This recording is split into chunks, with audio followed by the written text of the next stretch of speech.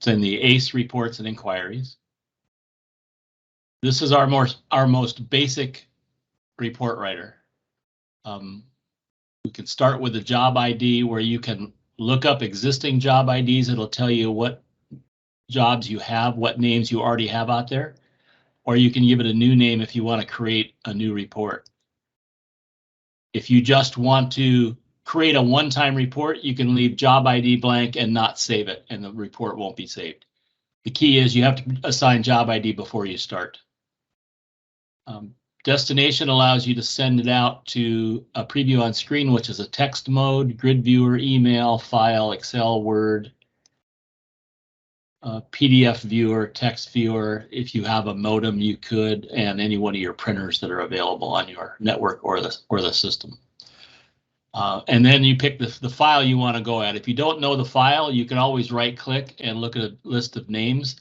These are all the files that the user is secured to be able to report on.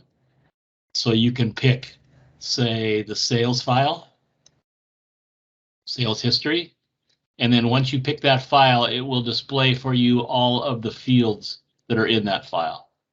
And now you can pick the fields you want to report on. I might want date, shipment ID, the customer number, the part, the quantity, the price.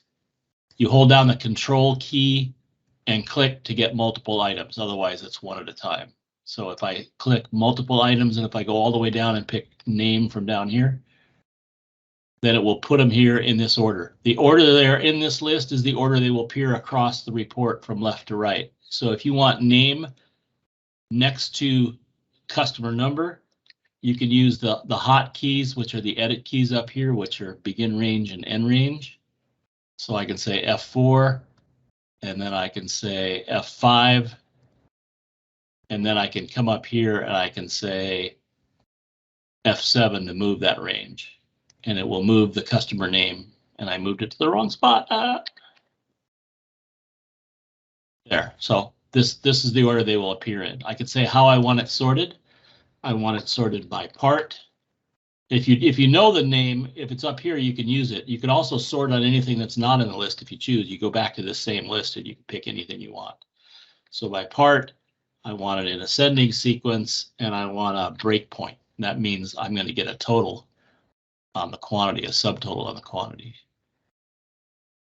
Do sales listing, and I can say date. And then you can pick the operand, which is greater than or equal to, less than or equal, not equal to. Any of these options will work. But it could be greater than or equal to 01/01/10 and date less than or equal to 01 or 12/31/20, something like that. And you can pick customer equal to a certain name or customer name containing a certain character. And then you just hit run process and it creates the report.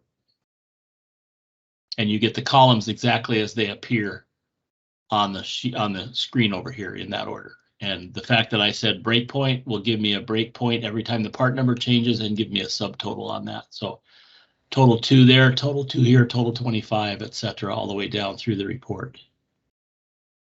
If that's what you wanted, and then you can say, okay, really, what I really want to do is I want to go to Excel. Now that I've done that, you just pick Excel and you hit run process. It gives you a chance to change the name if you want to create some unique name. And then it processes the report again, but this time it actually builds an Excel sheet and then opens that sheet for you down here on the bottom. And that's a nice, quick, easy, dirty way to get a quick report out of the system.